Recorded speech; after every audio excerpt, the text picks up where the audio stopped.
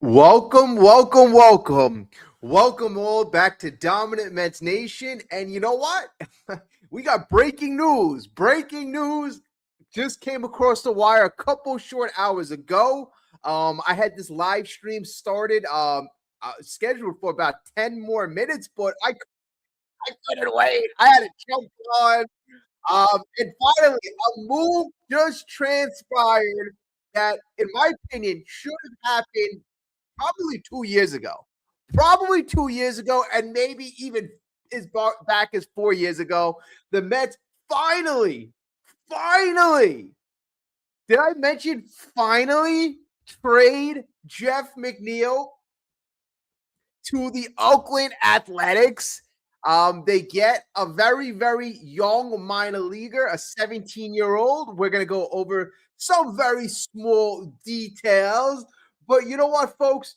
There's bigger implications with this move. I mean, Jeff McNeil, I'm telling you, like I said, should have been off the team a long time ago. Squirrel, no more. Squirrel, no more. We don't got to worry about Jeff having his panic attacks and, anger management issues in the dugout. Doesn't have to happen anymore, folks. Doesn't have to happen. I mean, honestly, it was very counterproductive. Very counterproductive. And at the end of the day, right now, on a more sad note, the core is finally broken up. Jeff McNeil, gone. Pete Alonso, bye-bye.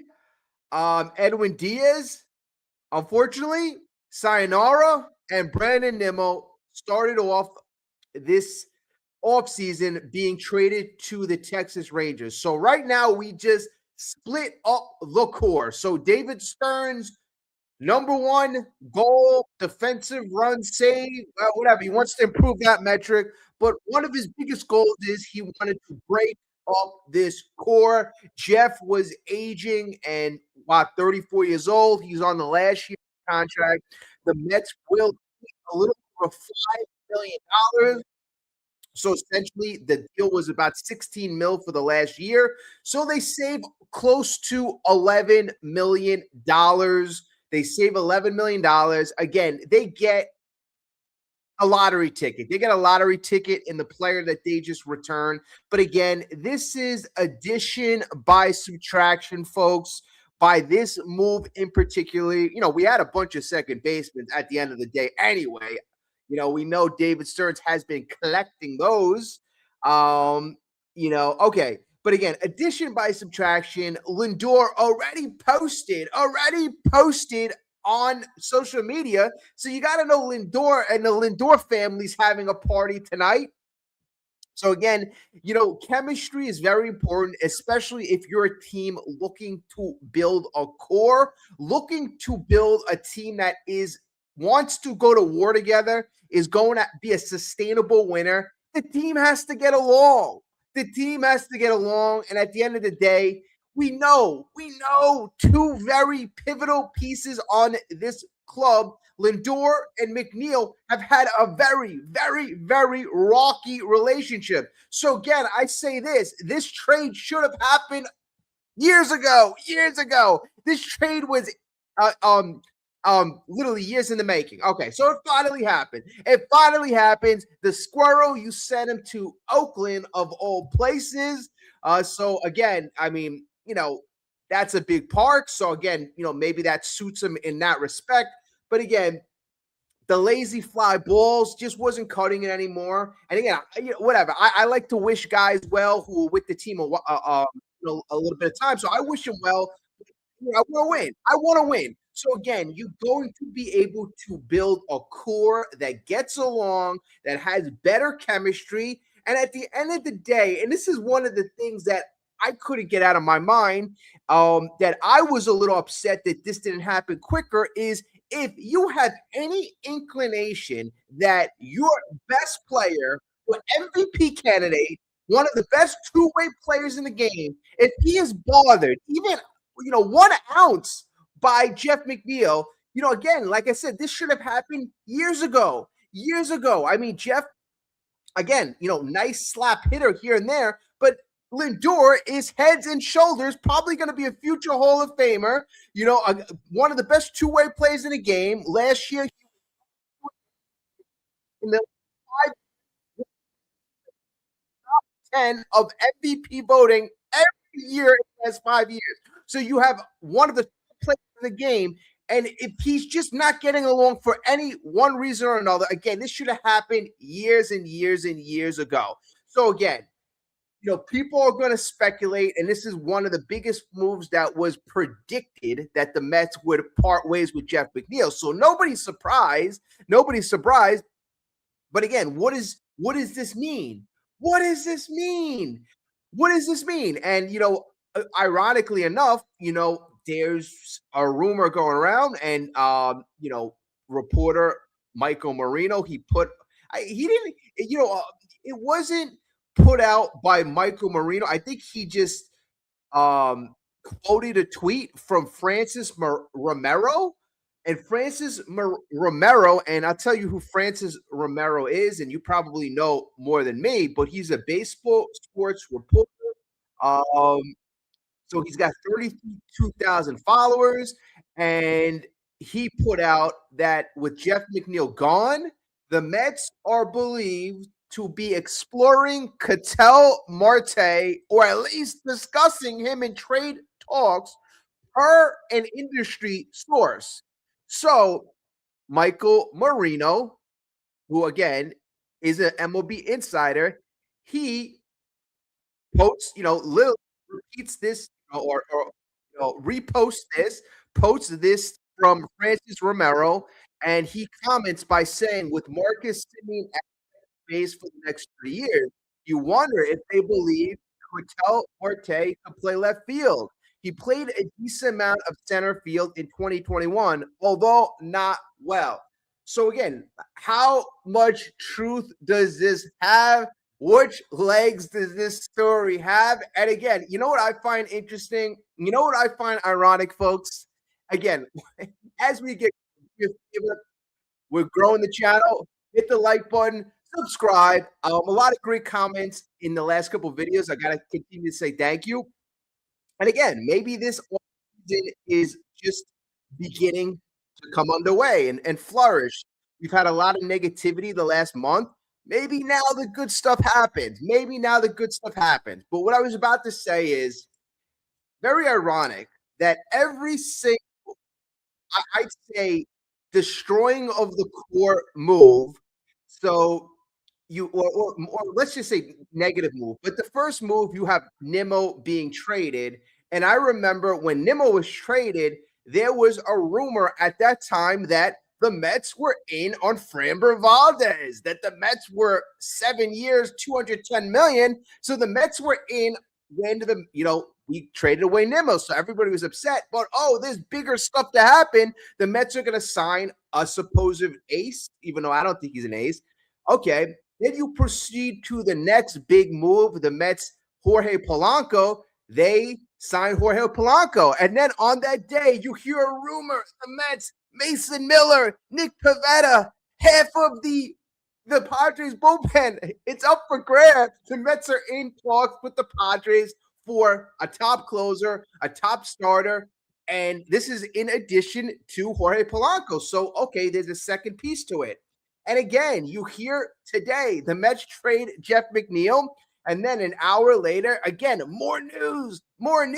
Now the Mets potentially could be in on Ketel Marte. So again, in my opinion, right now, I think it would be wonderful. I put out a video on Ketel Marte a month and a half ago about how I felt he fit the team best. That's who I would target as my number one offensive acquisition. That's how strongly I felt about him. But at the end of the day, I think it's just kind of more like bogus news. I love it to come to fruition. And really, who knows? Because, I think a lot of us right now are looking at the pieces and trying to see what fits. Now, you saw in Boston got Wilson Contreras. It was supposedly in the running for Ketel Marte. So right now, the Arizona D-backs are in a interesting position. I believe the Ketel Marte has a limited no trade clause, and once the season starts, it becomes a full no trade clause. So right now is a very good time if the D-backs would want to trade him. They have more leverage, more teams available to trade him to. Otherwise, you got to have Ketel Marte literally approve any destination. So, it could be viable. It really could be viable. And his contract really isn't crazy. I mean, he's the best hitting second baseman in the league. So, of course, I love to add that type of talent. And, could he probably play left field? He's done it before. He's played outfield before. I know he struggled when he played center. But the thing is, I question that, in terms of, defensive run saved, because you're going to put a guy out there who hasn't really played left field. Again, he's going to be an offensive superstar, but again, defensively, it's not going to make sense. And then now you have Jorge Polanco playing first base, a guy who hasn't played first base. So again, at least in the defensive run state, if you look at that, like, you might have to ask yourself a couple questions. But of course, Ketel Marte is a fabulous player, very talented player. It's just very interesting that it just comes out right when the Mets make these big moves. There's always a corresponding rumor that suggests that the Mets are adding top talent. I found that funny, and obviously we know last week the Mets signed Jorge Polanco, and that rumor about Mason Miller, Nick Pivetta is kind of drifting away. The Mets in the interim, we've signed Luke Weaver. So again, we're taking care of business. At least we're making moves. We're making moves. I mean, they may not be the moves that you or I want, but this move in particular, the Jeff McNeil trade, this was a move that had to happen. No matter what, if we were signing guys you like, signing guys you don't like, this was a move that at the end of the day had to happen, because at the very least, whether he was talented or not on the field, his skills were diminishing, getting older. At the end of the day, he was affecting your superstar player. He was. And again, I think that in itself, if you have, a very, like, powerful guy like Lindor, at least in the clubhouse, and it's somebody who doesn't like him, it just creates automatically a rift. Now, at least now you can unite the team. And at the end of the day, I think that is a big positive.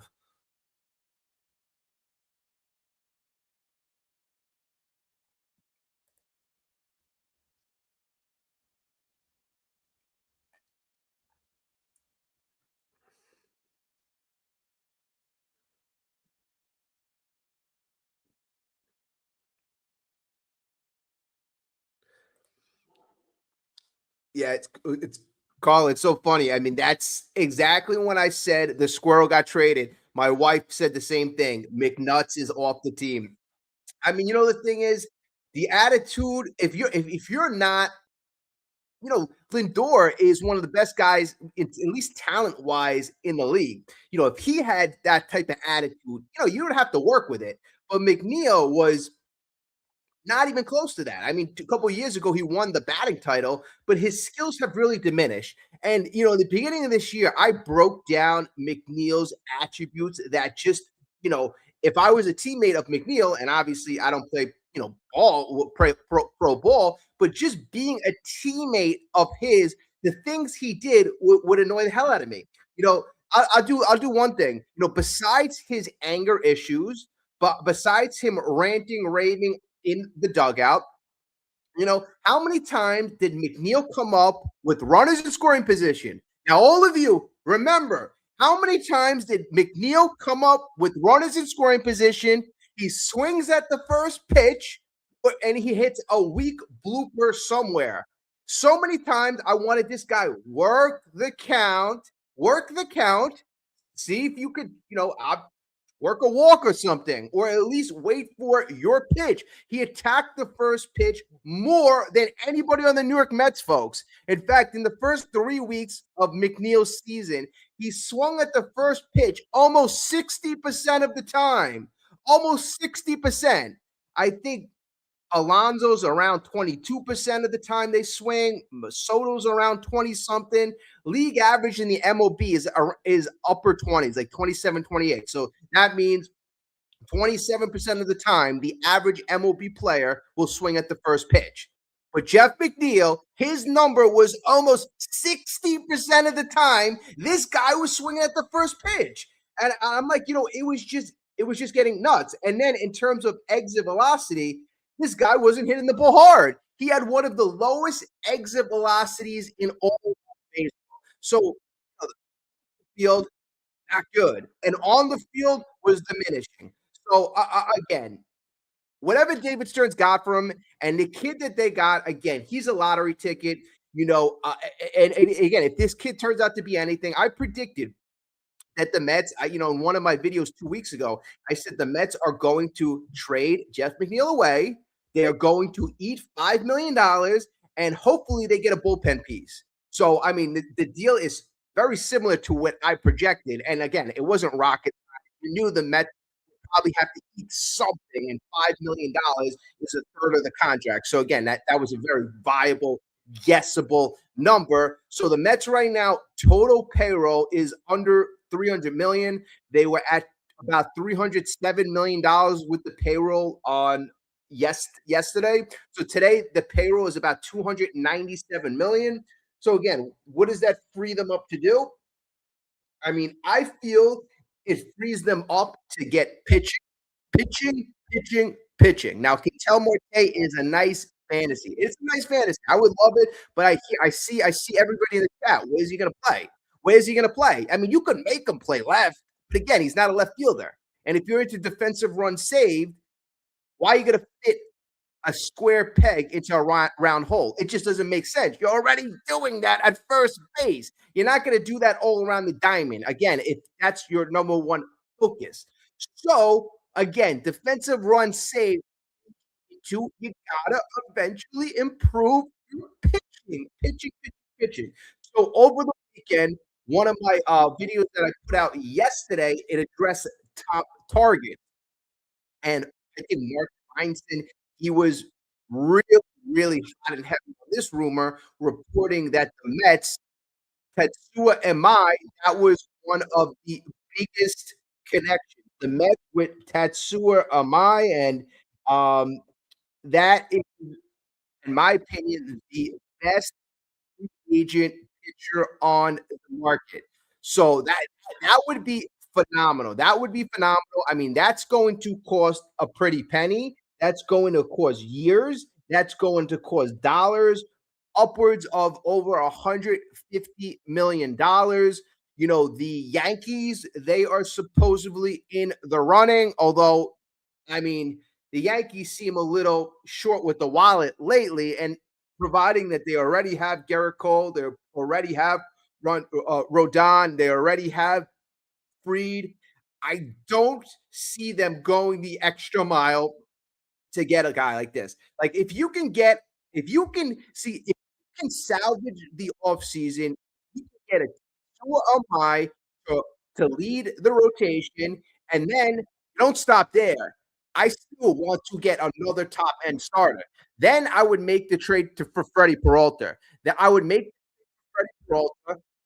And then, I mean, obviously, I think I want to sell Cody Bellinger. I mean, those three moves put us right back where we need to be. Right back where we need to be.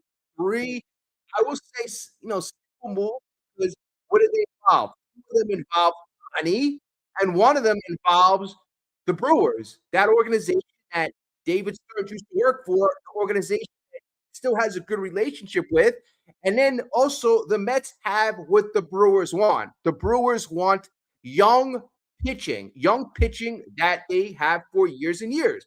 Obviously, Peralta has 1 year left, but the Mets have the ability to sign him long term. So I'm not worried about that. Me personally, I like to build a package around probably going to have to build a package around Jonah Tong if you're looking at Freddie Peralta. Probably I would prefer a Brandon Sproat, but they're probably going to want the guy who's younger and the guy who has two elite pitches. Tong has an elite fastball, and he has that Vulcan change. And he's a couple years younger. But if you can build a package around Tom, and I think that's something you got to do. If you have an Amai and a Tom, now we're talking. Now we got Nolan McLean, Amai, Peralta, David Peterson, Clay Holmes, Kodai Senga.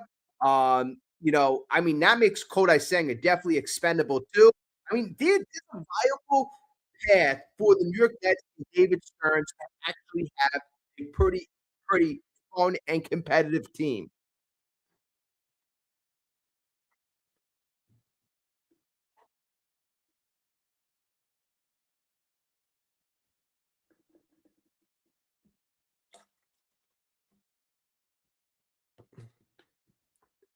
The mic's not working.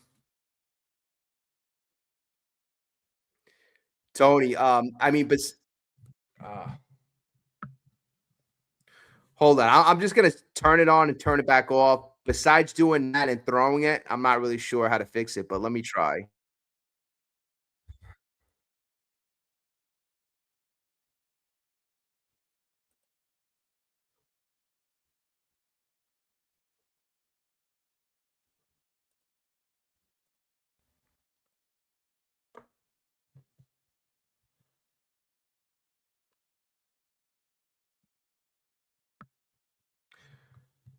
All right. So if let me know if it continues to cut out. Let me know.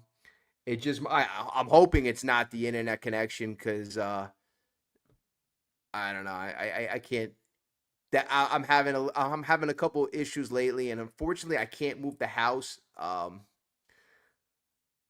all right, let's continue. Let's go forward. And if anything, I got to restart things. Hopefully not.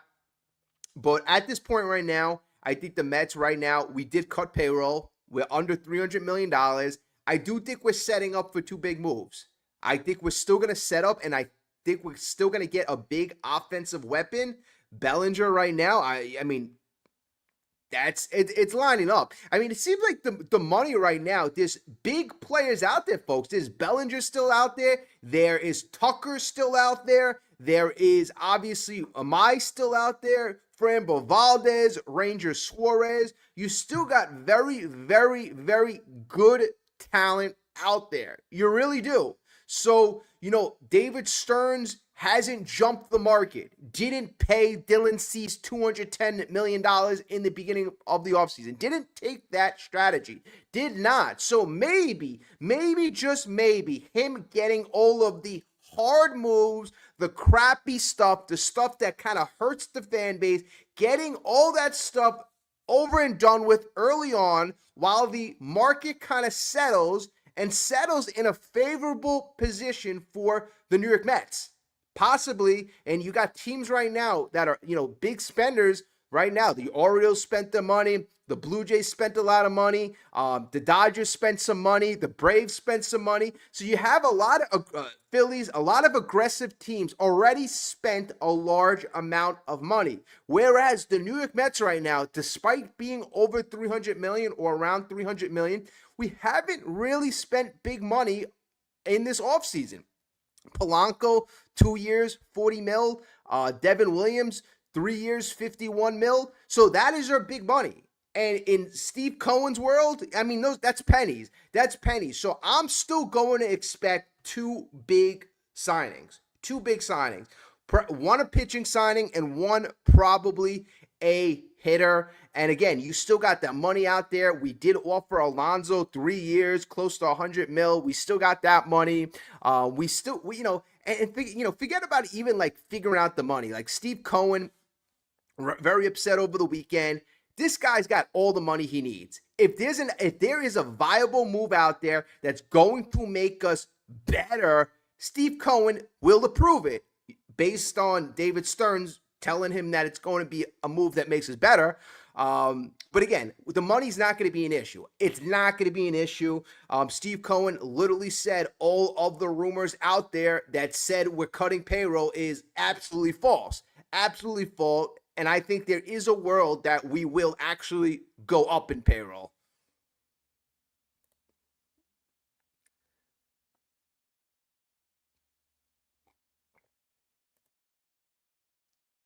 What's up, Buzz?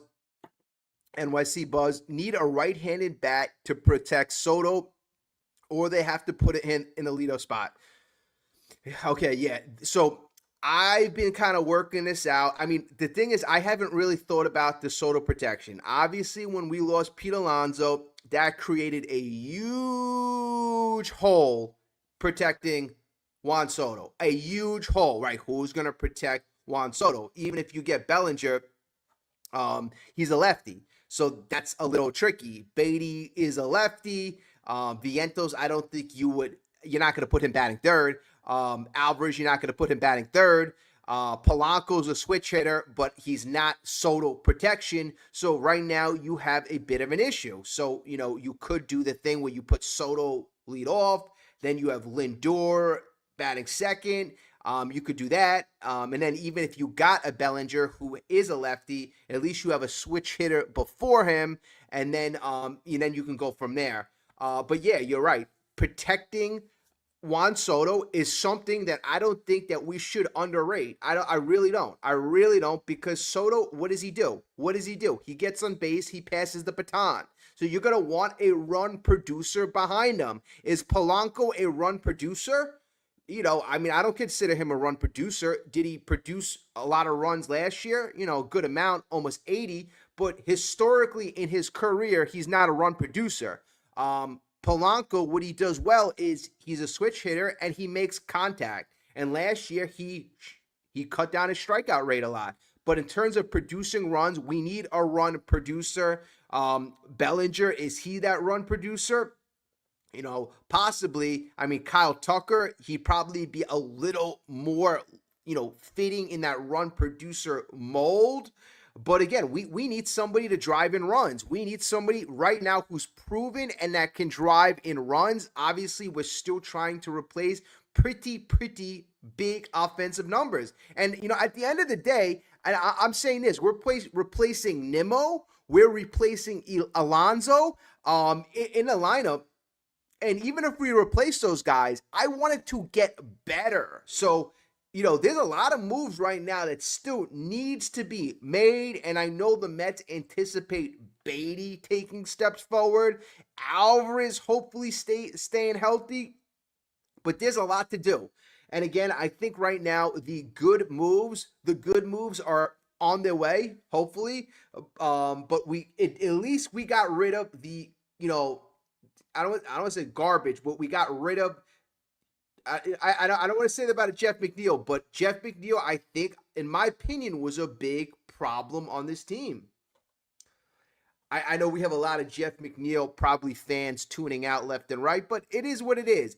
Jeff McNeil had a great, couple years ago. He did his thing, but 2026, I don't think that he was going to be as productive. And in terms of his influence on the rest of the clubhouse, that's a negative in a big way.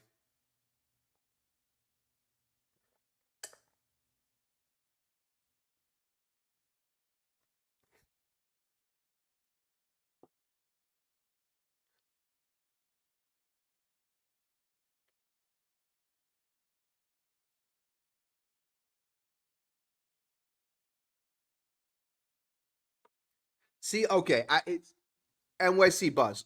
This is part of the thing. So I think Lindor is the problem, and you could very well be right. Lindor could be the instigator. He could be the problem. But here's the deal. Lindor is so much more talented than McNeil and one of the better players in MLB that you're going to look past his flaws. And if somebody else, if he's in it with somebody else, or there's some type of altercation, which there was, and the other guy's a less than player, the focus is going to go on him. But we've seen how Jeff acts. It's not like maybe between those two guys, maybe Lindor might be the instigator, but we've seen how Jeff acts on the field. We've seen that the guy has a bit of a temper. We've heard from coaches. If you ever hear Buck Showalter, who was the manager of Jeff McNeil for 2 years, Buck Showalter always said that Jeff McNeil always got in his own head. He always made these comments about Jeff McNeil. In fact, I forgot the last comment. It was he basically called Jeff McNeil I believe a dirt bag. Don't quote me exactly, but some type of dirt bag. And it wasn't too flattering what he said about him, but basically said the guy just really gets inside his own head. So even coaches, players, it doesn't seem like people had the best harmonious relationship. And you don't need that. You don't need that. I mean, you could find production out there. Like a lot of people were hoping Jeff got to that batting champion level. But there's other players you can get younger, faster, it's there's other possibilities.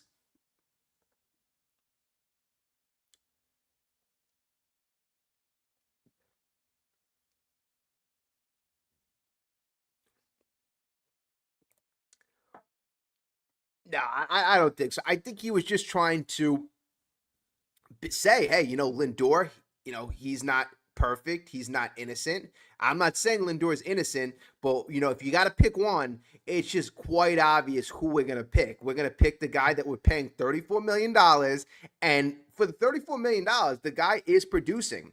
I mean, if you in terms of five tool players besides the arm, the guy does everything, right. Guy play defense, offense, runs the bases well, steals close to 30 bases, scores close to 100 runs. He does everything very, very well.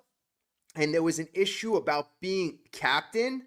It seems like a lot of people like to downplay it. The issue about being captain, Lindor wanted to be captain, Nimmo wanted to be captain, Soto suggested that Marte would be a better captain. I mean, there was a lot of nonsense going back and forth about who should be the captain. When I was hearing that, all that talk, all that chatter back and forth, my instant reaction is, you know what? Maybe none of these guys should be captain, because at the end of the day, if I was somebody and they're saying, "Hey, would you like to be captain?" The focus right now should be on winning a championship. It's not on, who's best to fit captain. I mean, that's what the focus should have been about last year. And at the end of the year, it still should have been about next year winning a championship. Talking back about, you know, Soto felt this way about Marte, and everybody goes to Marte and not to Lindor. It just was a lot of petty, petty, petty stuff. And you're not going to win championships if everybody's worrying about the petty, petty stuff. So again, you eliminated half the core. You eliminated half the core. So you got fresh blood in there. You got clear leaders in there. Marcus Semien, a clear leader.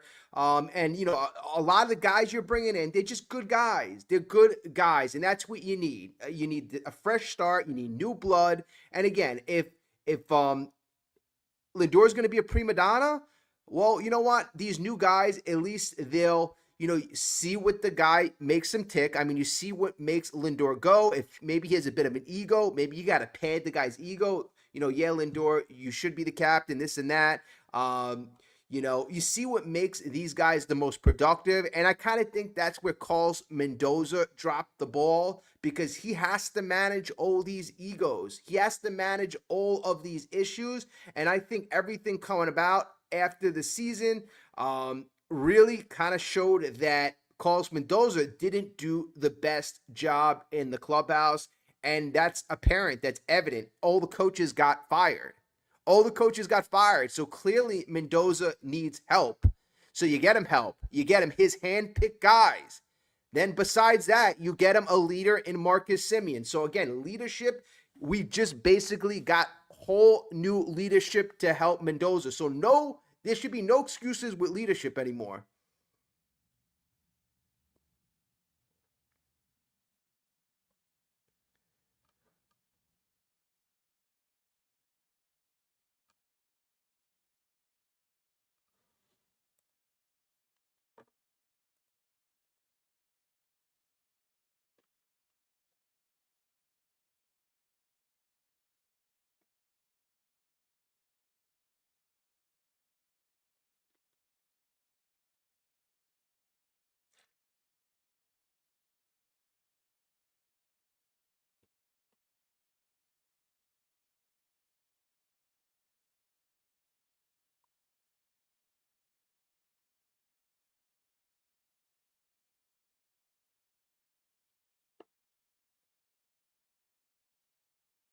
Okay, so the teenage pitching prospect that we got back from McNeil, again, the thing that I saw really quick, he's 17 years old.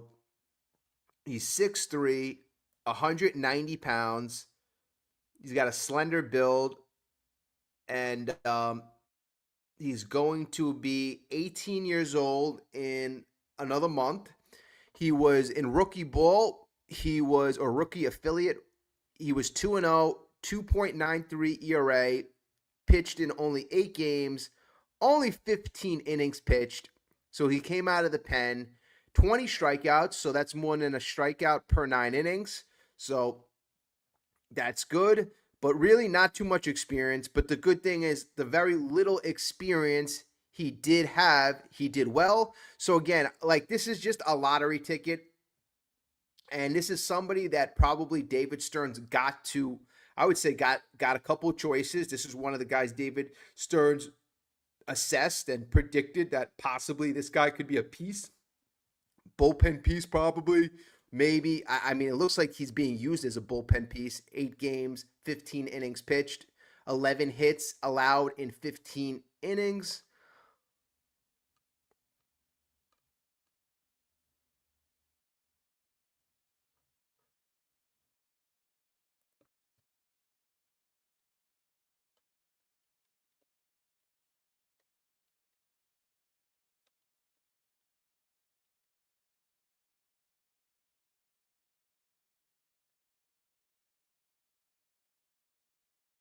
While I'm looking at this, I hope everybody's having a great holiday season. We got Christmas coming up in a couple of days, so hopefully everybody's ready, enjoying the yeah. I mean, just enjoy the holiday spirit right now. I know it's a little rough right now if you're a Mets fan. It certainly is.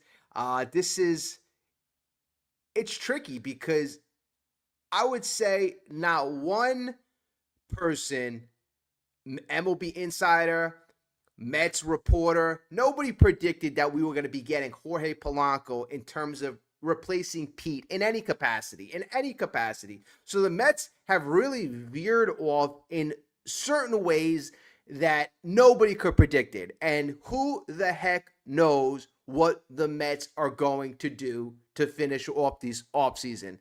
But at the end of the day, there are still good options left. The Mets really cleared the deck with their team.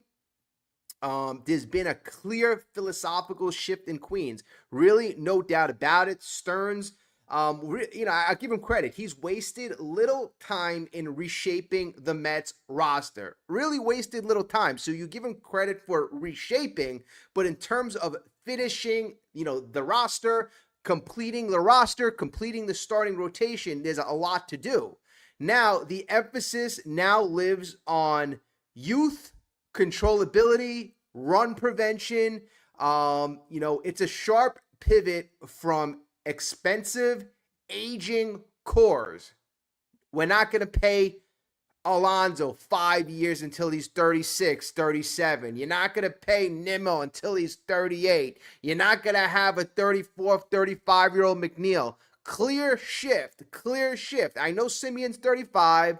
I know Polanco's going to be 33. So again, you're not getting that much younger, but what you do have in those two guys is they are short term. It's very, very short term. Even Simeon is 3 years, although you do have him 35, 36, 37. But again, it is 3 years and under.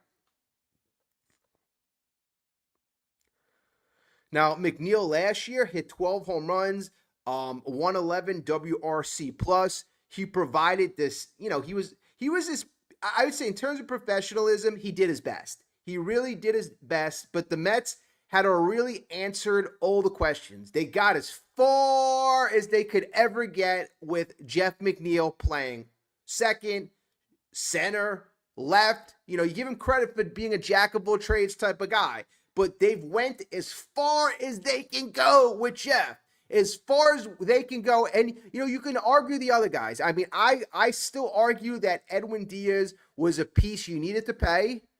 A team like the Dodgers, they won 2 World Series, and they felt they needed Edwin Diaz. So, again, that's a piece that I will argue. Pete Alonso, I'm still in the middle, but I could be convinced either way. So, Nimmo, I wanted to, I agree with that because I saw the drastic defensive regression. You saw it through the TV screen. You saw the way he came in on balls, went back on balls, charging grounders, and we all knew he had no arm. So again, he had no positioning. All right, so why did the Mets make this trade now? So the trade itself is not about getting the biggest return. Now, I hear some chatter I saw on social media when I logged on. Oh, who is this kid? Why couldn't we get back more? Jeff McNeil, he has value. Well, folks, we've been shopping him around for quite a while now. But again, that is not the goal. This was not the goal of getting the max return. The Mets did not flip him for an arm that's ready tomorrow. They didn't flip him for an arm that's ready next year. They didn't flip him for an impact bat. They flipped him to get younger, leaner, and essentially more flexible. You cleared the salary. That mattered. Opening opportunity mattered. Now, guys don't have to worry about Jeff and his personality and his anger bowing down the necks of, the new blood you got there. Okay, so we're aligning the roster with the Stearns vision, and that was a priority. Now, it doesn't mean that the return we got back was garbage. It doesn't mean that there's no talent there because, again, Yordan Rodriguez may be years away, but he is the type of bet that this front office betted on, and they handpicked. At 17, Rodriguez is barely the starting in his professional career. But the Mets are comfortable with that timeline. I mean, they're making good, aggressive moves. I mean, they, supposedly made a deal with the guy that the Yankees had an arrangement with, Wandy Asijan, one of the top guys from the international pool. I mean, that this kid supposedly is going to be a stud.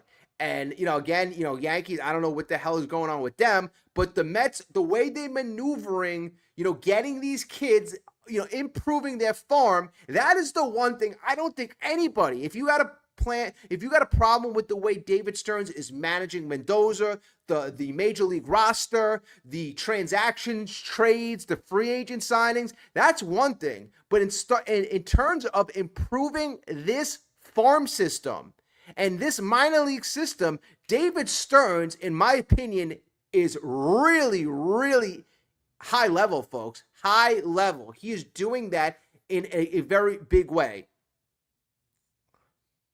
Okay, so Rodriguez.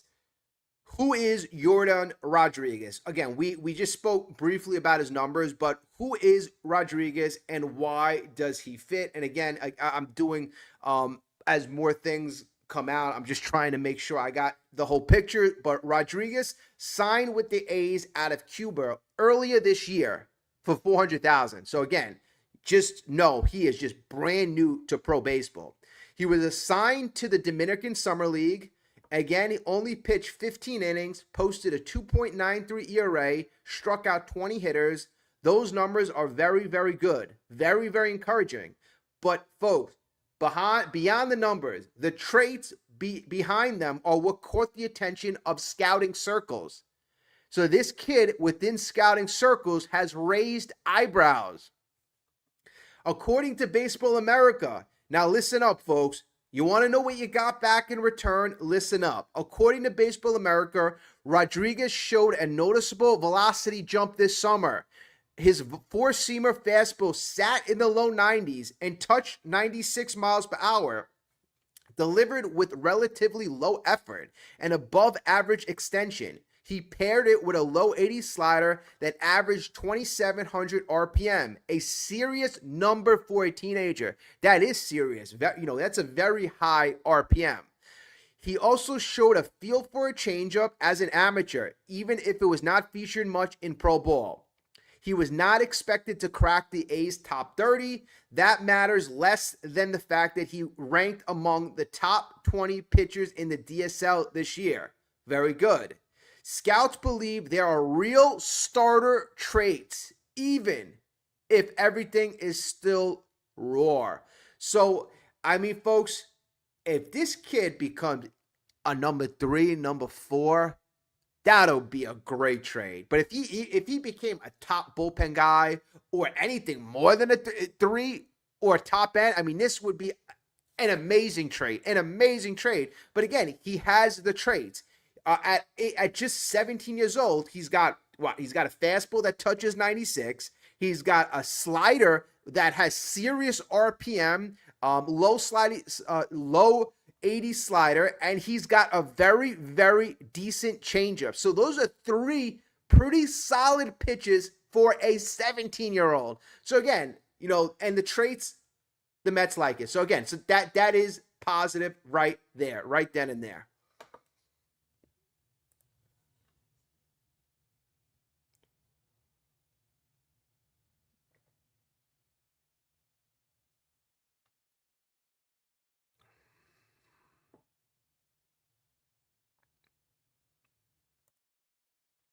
JMS, that it wasn't a win now trade on the player level, but again, I still would I open up the whole live from it's a win. It's addition by subtraction, addition by subtraction. So the player, you'll get to reap the benefits of the player that we receive, hopefully years down the road, right? In 2028, 2029, 2030, you might hear this guy and he might come onto the scene. And then you might remember the Jeff McNeil trade that transpired 5 years earlier. That may happen. But right now, the air into that clubhouse, which was very thick, possibly hostile, possibly confrontational. When you go through a season like that, the air is cleared. The air is less thicker. And now we can start fresh. We can start new. And that's what this trade has done. It has given, us an opportunity to have a new, fresh beginning and nobody breathing down anybody's necks. No pressure, no nothing. You don't have a guy who's been here for 6-7 years with these expectations. No, everybody starts on the same level. And again, Lindor, whether you like him, whether you think he contributed to some of the animosity, at the end of the day, Lindor is one of the most talented guys in baseball right now. He's one of the most talented guys in baseball. In the last 5 years when he was on the New York Mets, finished in the top 10 of MVP, Gold Glove candidate every year, MVP candidate almost every year. This year he finished 10. Last year he finished 2. So again, all-world talent. You have Soto, all-world talent. Those 2 guys can lead your team on the field. Those are your team leaders on the field. You build around them. That's obvious. But in the clubhouse right now, things are made a lot easier. Yeah, and Joe, that's a great point.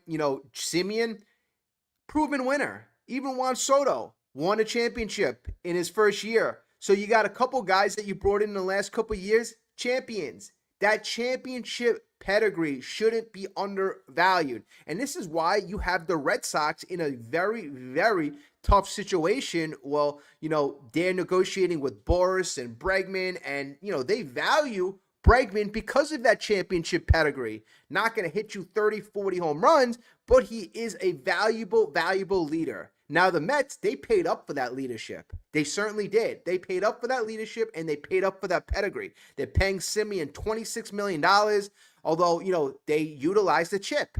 Nimmo was making 20. You utilized that chip. You were able to cut off 2 years on a 5-year deal, and then you were able to acquire that win now leadership that you needed.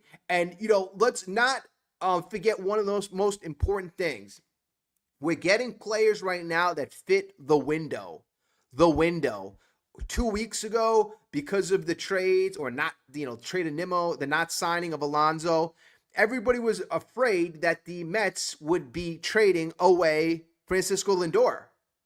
I think right now everybody has to be very comfortable, especially after the Polanco signing, where you signed another 33-year-old, that this is going to still be a win now team, that Lindor is not going to be traded not this year.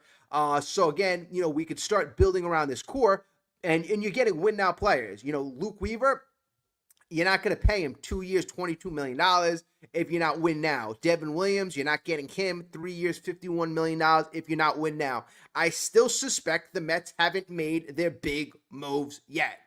Again, the plan I did a video 2 weeks ago. Mets big plan revealed. Go check it out. Every single thing I said, I broke down the monies. I broke down the budget. I broke down that McNeil will definitely be traded.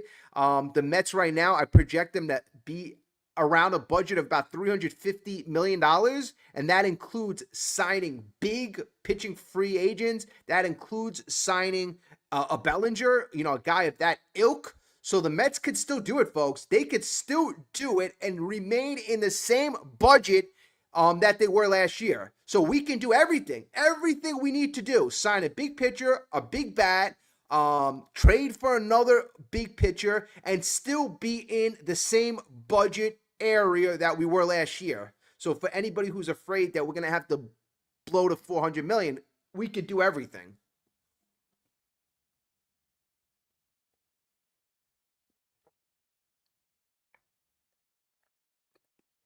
What's up, Crispy? Crispy, this is why I love you. You always got to bring us, to reality. But you know what? Reality is right now, December 22nd. This is where we are, December 22nd. That's very, very important. This is not April. This is not even March. So right now, Beatty, Vientos, Jared Young, Alvarez, Acuna, Mauricio, all going to get 400 ABs. Holy crap. This lineup is on par with the 2013, and that lineup was not good. Don't forget Daniel Murphy. He was in that lineup too. But I get what you're saying. But the lineup is far from done.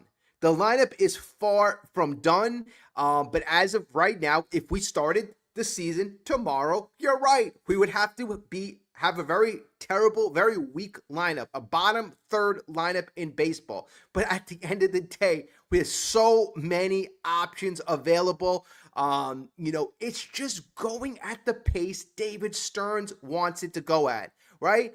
David Stearns, you give him credit for one thing. I question a lot of moves, a lot of decisions, but give him credit for one thing. The guy goes at his own pace. He is pressured by no one. He may lose deals because of him not jumping at things, but he will not be suckered into something that he doesn't really want to do. Now, I say suckered into something. He did the Montas deal. That's a kind of a sucker move, but I believe he really felt Montas could be last year's Sean and I think he really felt confident in that.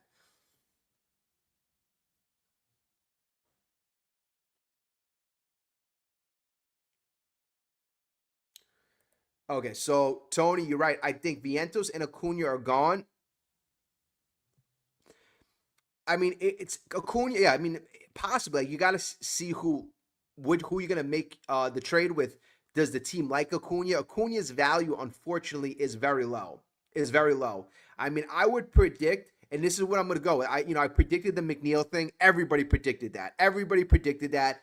Kodai Senga, I think that could still be very, very real if the Mets make a free agent signing or trade. Kodai Senga, dangling him on the market, that could be real.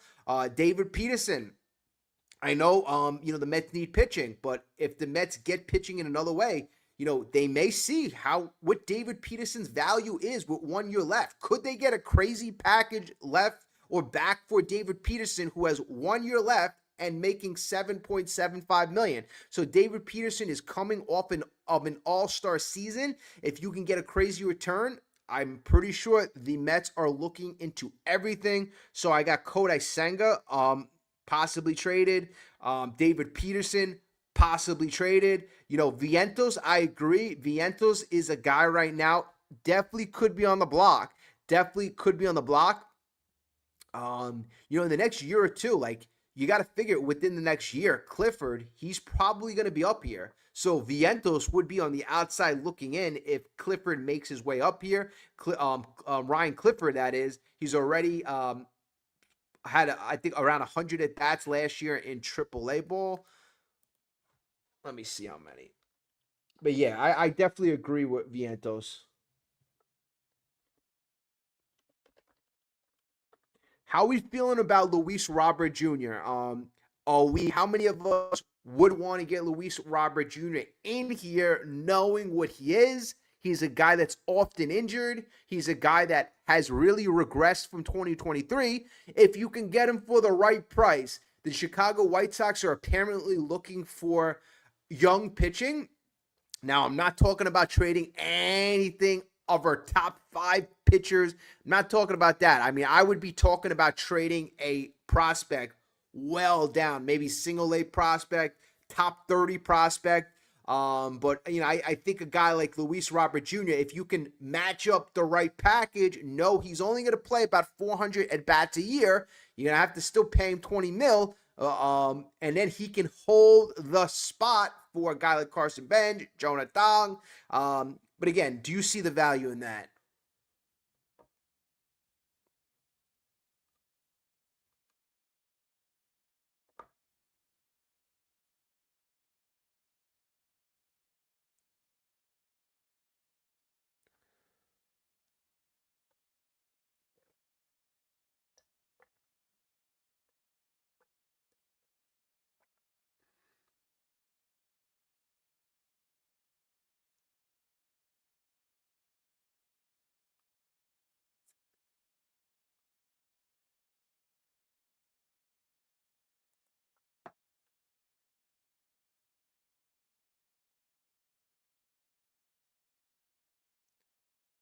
Okay. This Joe, you bring up. See this. You're thinking like me.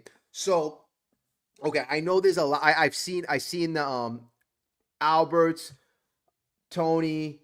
I see that you're going kind of back and forth about Carla. Yeah, Robert, not good. I know hasn't been good. If it's for the right price, yeah, it makes sense. He's a good buy low option. But I think this is a very, very, very good point. Kind of underrated.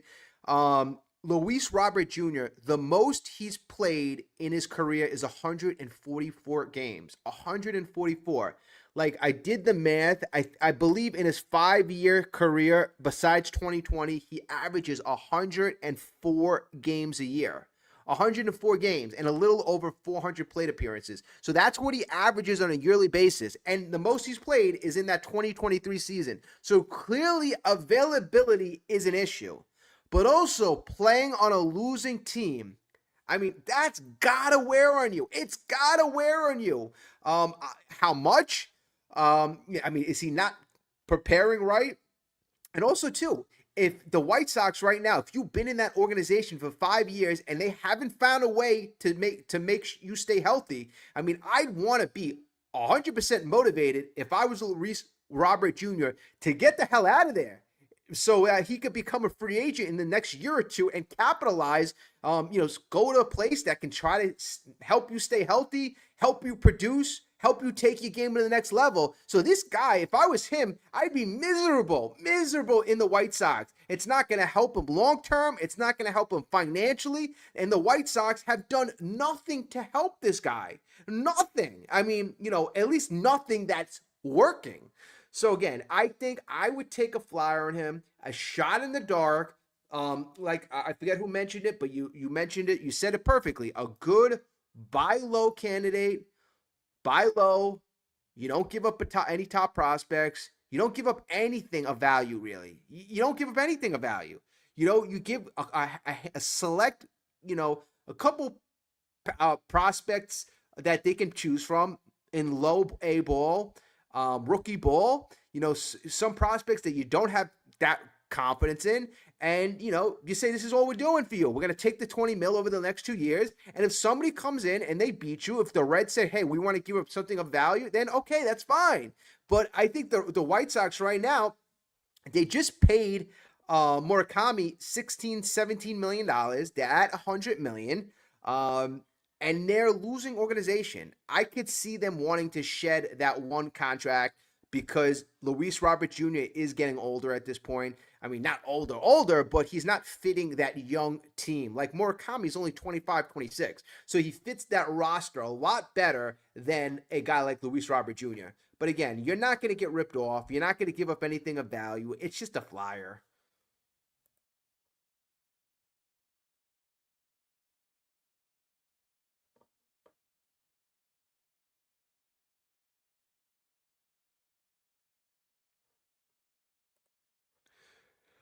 Oh, Jason, thank you for the donation. Thank you so much. I really do appreciate it. Let's see. Happy that McNeil is gone. Gotta try to get Ketel now.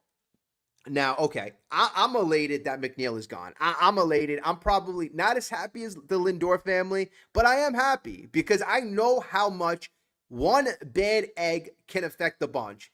One bad egg. I mean, like literally, you don't need a locker room divided. So I feel it helps out in that respect, and also too puts a pep in the step of Francisco Lindor, right? So you help him out. You take the animosity out of the clubhouse, all the angst, and okay, that's good. Now, Ketel Marte is a guy that I wanted to target in the beginning of the offseason. I mean, that was my number one guy that I felt would have been perfect. Perfect.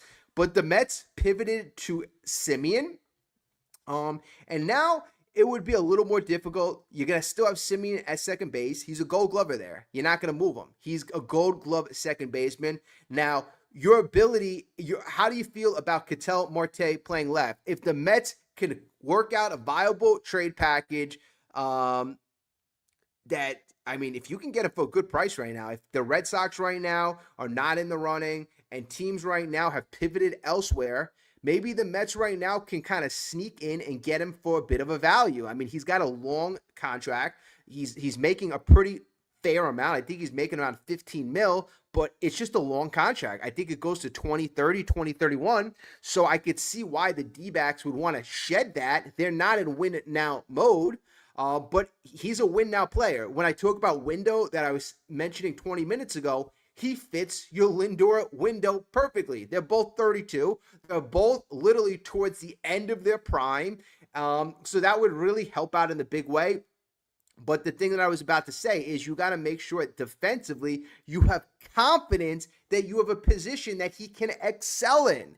And that would probably be left field. I mean, left field looks like that's the position open. If that worked out, well, let's mock this up right now. Okay, how does this sound? How does this sound? Hopefully, David Stearns, you can do something like this. Bellinger, I still want him. Bellinger first, second base, Simeon, shortstop, Lindor, Beatty at third, left field, Marte, Robert Jr. at center. So you have Gold Glove up the middle, Gold Glove Robert Jr., Gold Glove Lindor, Gold Glove Simeon, and then you have right field Mr. Juan Soto. So then you go to war with that. And you still have Polanco as the DH. I think that lineup right there, you got versatility. That's a nasty lineup. I'm not sure if they would spend the money, but that's what I would do. Then again, to address the pitching, I still have Freddie Peralta. That would be my number one target. And I said this. I would build a package around Jonah Tong, and then I try to get in a Tetsuya Amai. And then, if I do all that, I would kind of like sit back and relax for a little bit. The bullpen, I think that David Stearns has the ability to, I'm pretty comfortable with the bullpen right now. I'm not saying we still have room for improvement, but if we can do that, improve the other parts of our team like that, and I know I'm thinking kind of like pie in the sky. A lot of things have to happen. That hasn't been happening thus far. But again, at least those possibilities still exist.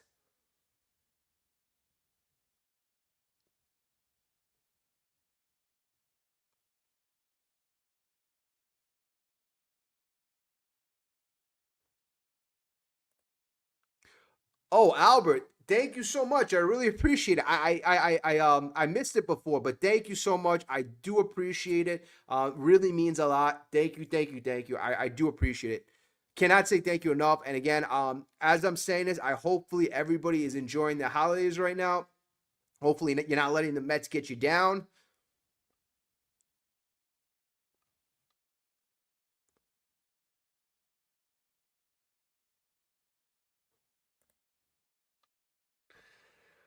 All right, what's the negative? Crispy. Crispy, you know I love you. Brace for the idea that Stearns is not going to spend any free agent money. It goes against his philosophy. He wants this to be his team, built from his farm system, so he gets all the credit. Well, I mean, at the end of the day, right now, how do we square with, the team's going to be over 300 million? Any way you cut it, it's going to be over 300 million dollars. So we're not spending money. We're not spending money. We may not be spending it like you would have wanted. I mean, like last year, perfect example. We spent 75 on Manaea, 75 mil on Manaea, 36 mil on Montas. That 115, 120 mil that could have went to, that could have went to a Pete Alonso signing, could have went elsewhere. So again, we're not spending money probably in the places you want, but again, we still are spending money. And of course, if you're a president, if you're a general manager, you're going to build the team in your philosophy, in your mold. I mean, you're responsible for it. If it goes south, what are you going to say? Oh, I was building it because this is how Billy Epler or this is how, another guy builds a team. No, you're going to build it the way you believe a team should be built. So, I mean, I can see that makes sense. No, it's all right. You don't got to be sorry for being negative. I mean, I like the counter opinions, the counter arguments. And honestly, like if you've been watching my videos, you know that I was negative too on a lot of this stuff. This has been a very, very, very unpredictable offseason. If anybody's told you that they could predict everything that's transpired, I mean, they're lying to you. I mean, this has been, even from the jump street, from the beginning, my biggest question is every single player on the New York Mets is on the block. Everybody could be traded. There's a possibility the Mets don't sign any of their free agents, which ended up happening. So again, there was uncertainty everywhere.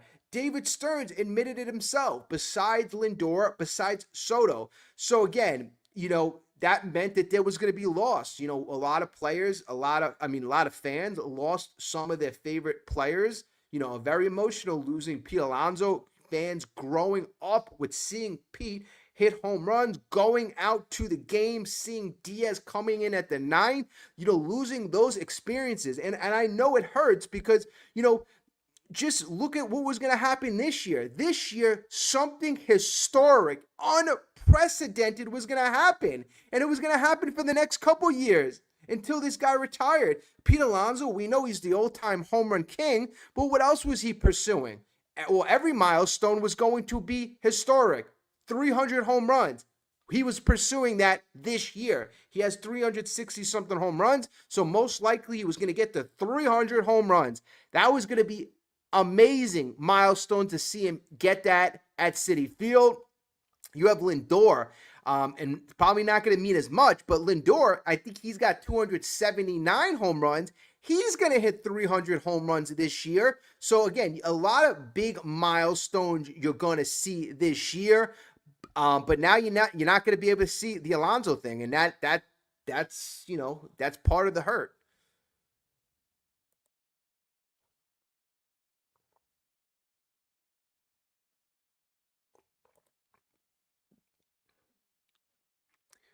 Now, okay. Now the Dodger thing is very, very, very. I think the Dodgers, they've thrown a wrench in every team. Every team. There's every team in Major League Baseball is thrown off there in a big way. I believe because of how dominant and how heads and shoulders the Dodgers are, they affect the way every team operates and the way every viable winning organization runs a team. Like you can't tell me that the Mets aren't affected by the Dodgers. the dominant Dodgers. You can't tell me that. You can't tell me that. And I know I'm dominant Mets Nation, but you can't tell me that we are not affected. We are affected in a big way. The way we do things is completely probably, different. Like we have to restart everything, build from the bottom up because of how far light years ahead that team is ahead of us. And again, they're affecting the way we build our team, the way other organizations are building their team, and they really make you think. You can't just put a band-aid on things anymore. A team that is constructed top to bottom, that good, 5 good starters, a great lineup, a great bullpen, number 1, number 2 farm system in MLB. I mean, they have everything.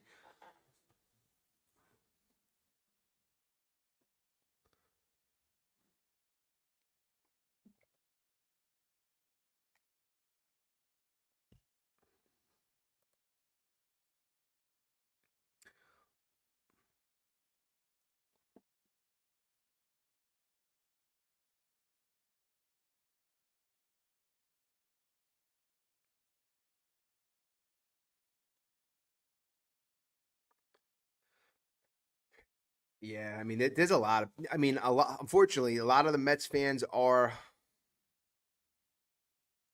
Your loyalty really gets tested. I'll say that, throughout the course. You go back about the same time I started watching the Mets. Probably the first year that I watched, I'd say 100 games was probably 1996. Could have been 1995. Around that time, 1995, 1996.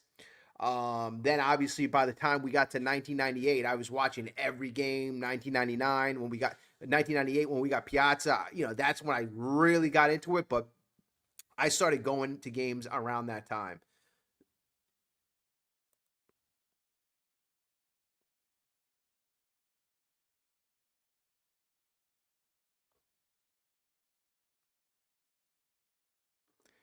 Oh, let me just I want to say something about Steve Cohen.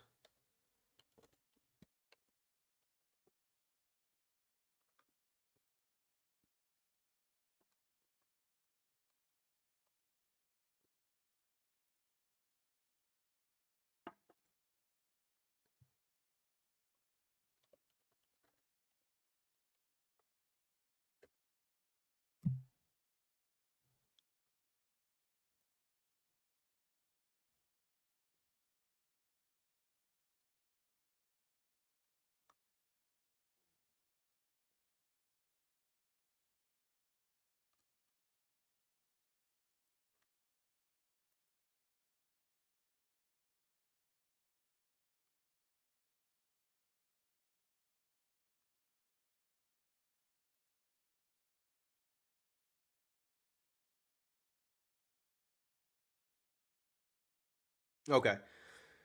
All right. So we all know that Steve Cohen in the last couple of days, he came out with that tweet on X or whatever, the response on X, as typical, the usual idiots misinterpreting a post article on Mets payroll.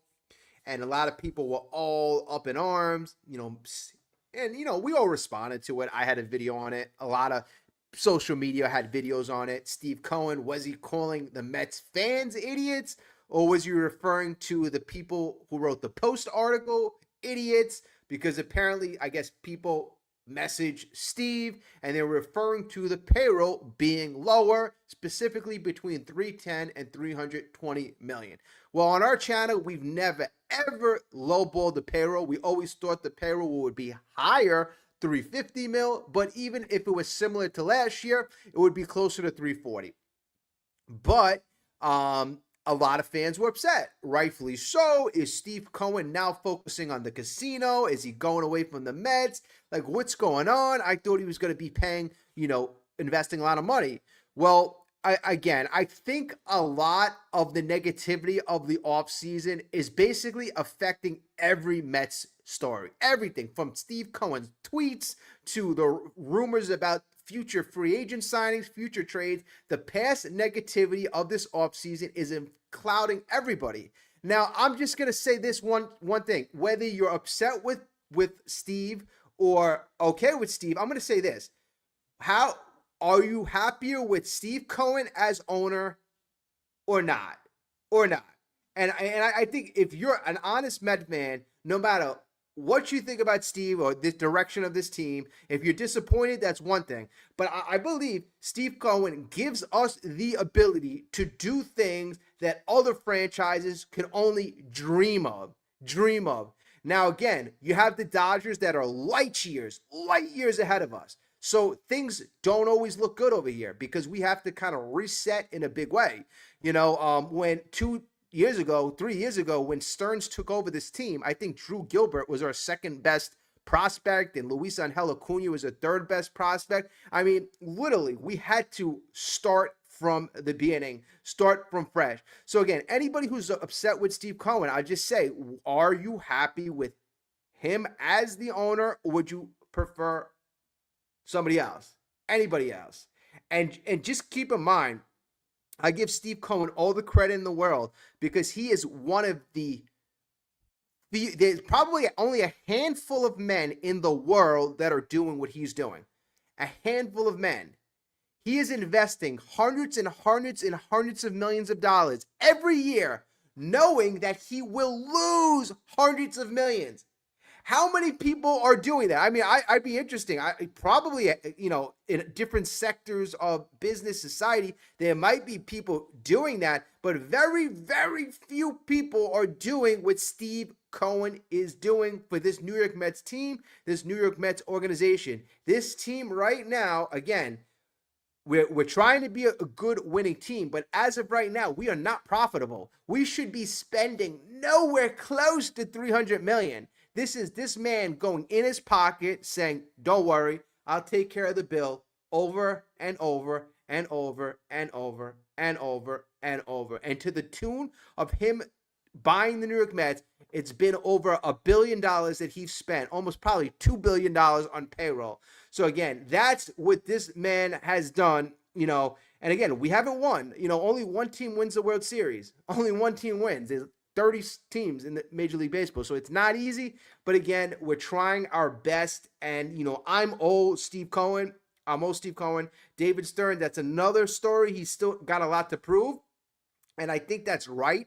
I think even if you're a David Stearns fan, he should still prove that he can be successful at this job. And he hasn't done that yet. Last year, we needed pitching, didn't have starting pitching.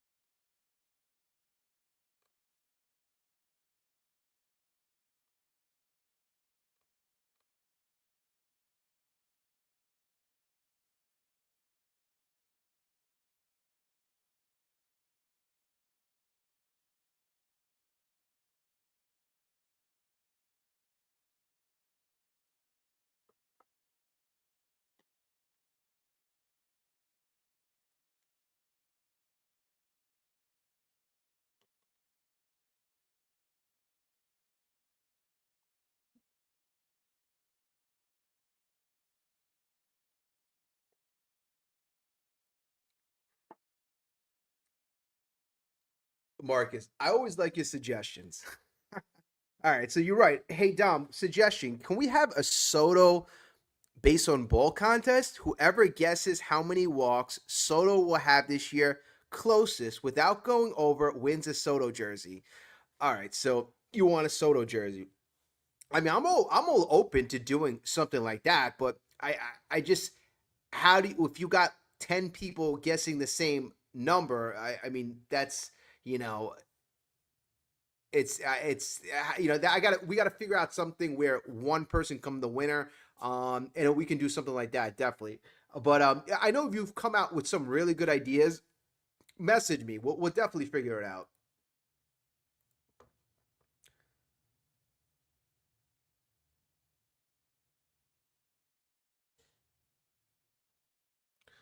Tony, die hard. I'll be a Mets fan till I die. Yeah, I think I would say 99.9 of us will do that unless they do something really like so egregious. I mean, literally, they just didn't sign Pete Alonso. There's a lot, how many people I've gotten messages in the last week that said A couple of people said they're going to be Orioles fans, that they're going to buy Orioles merchandise right now.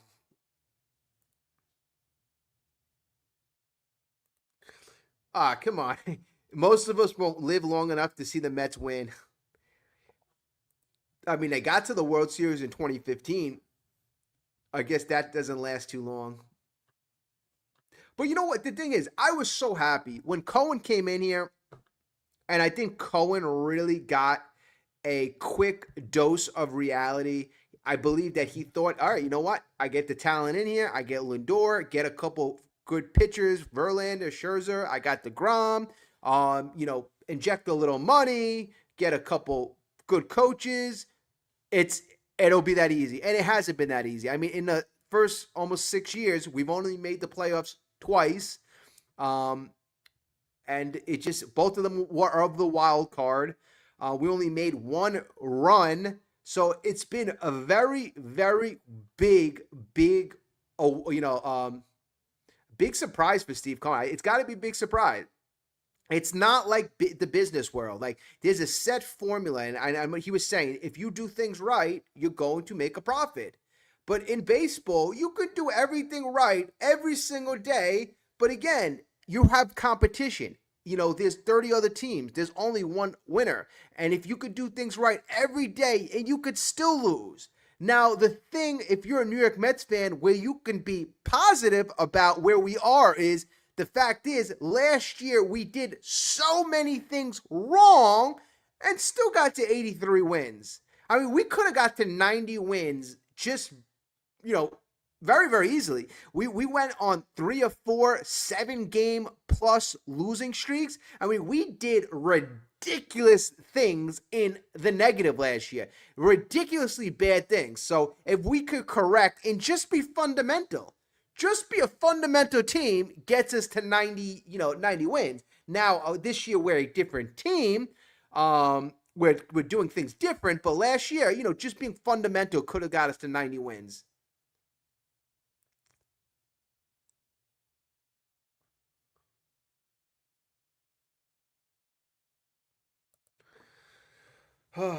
Wow. I mean, that's pretty lucky. I mean, most Mets fans haven't seen anything. So you've seen the 2 World Championships. First one barely could remember, but 1986. I mean, 1986. I hear a lot of crazy things about that year. I've watched the 1986. I used to watch that literally. The cassette. Well, this was years and years ago. I had the 1986 World Series run cassette. I would watch that like every couple weeks just to get like motivated about the season, about how really crazy, how exciting that team was. But yeah, I mean that would have been a really fun team to kind of watch the whole year.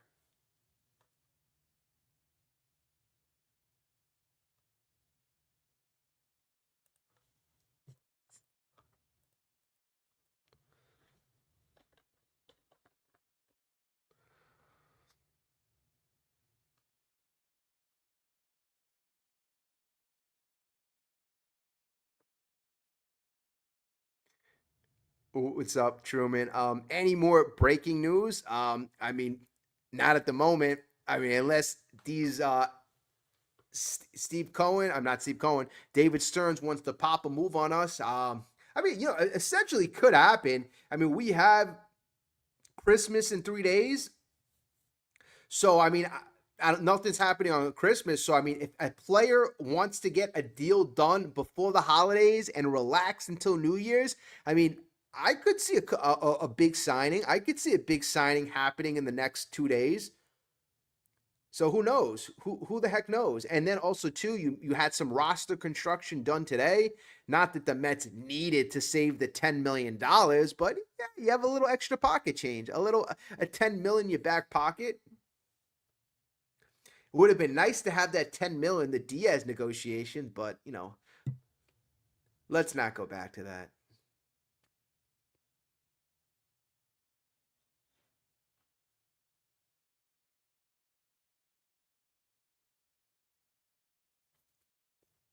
And then it's interesting too. I mean, the whole pitching market is interesting. The whole pitching market is interesting because there's, oh yeah, a couple moves. Dylan Cease, that happened early. A couple, big names came off the board. A couple trades, Sonny Gray.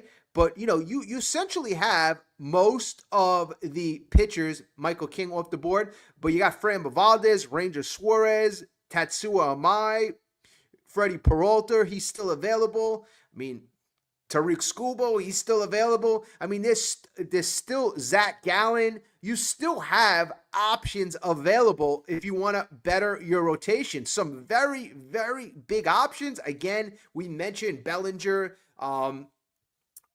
is still available.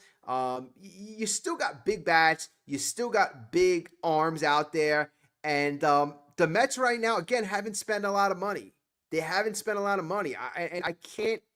I will not believe that the Mets will not make a big offer this offseason. I know they're not spending a lot of money over 3 years, but they've done that very targeted to a guy like Tatsuya Amai, who's only 28 years old. That's a guy that I think the Mets would alter their approach with, I believe. And, that's a guy that obviously he's coming from Japan. He's had great numbers in Japan. One would kind of speculate, how is he going to translate to, MLB? It's a shot in the dark, but a lot of scouts have, really, I guess it depends on how your personal scouts feel, but a lot of scouts have said that there's no doubt that his skills will translate. His stuff will translate. And again, there's never a guarantee.